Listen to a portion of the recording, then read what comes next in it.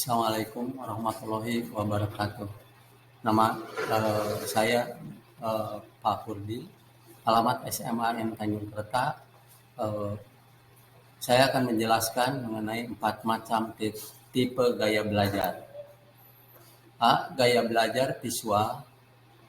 Gaya belajar satu ini berfokus pada indera penglihatan untuk mengamati dan mempelajari objek seperti gambar, tulisan, atau video. Ciri-ciri belajar visual. 1. Rapi dan teratur. 2. Perencana dan pengatur jangka panjang yang baik. 3. Teliti dan detail. 4. Mementingkan penampilan baik dalam hal pakaian maupun presentasi. 5. Pengerjaan yang baik dalam dan dapat melihat kata-kata yang sebenarnya dalam pikiran mereka dan sebagainya. B. Gaya belajar auditory. Gaya belajar ini menekankan pada suara dibanding tulisan. Biasanya siswa lebih suka mendengarkan materi yang disampaikan guru tanpa harus menulisnya. Ciri-ciri gaya belajar auditory antara lain: 1. Berbicara kepada diri sendiri saat bekerja. 2. Mudah terganggu oleh keributan. 3. Menggerakkan bibir mereka dan mengucapkan tulisan di buku ketika membaca. 4.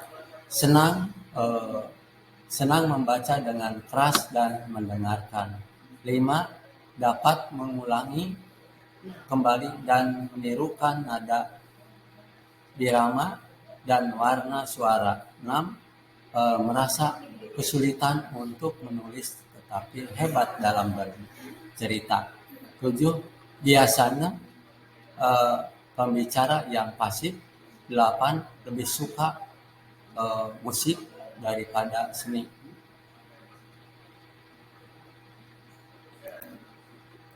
C.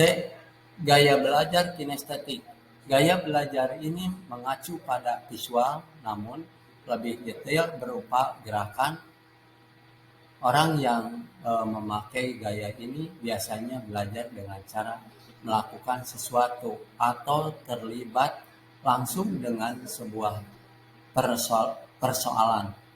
Ciri-ciri yang cocok dengan gaya belajar kinestetik antara lain: 1. Berbicara dengan perlahan.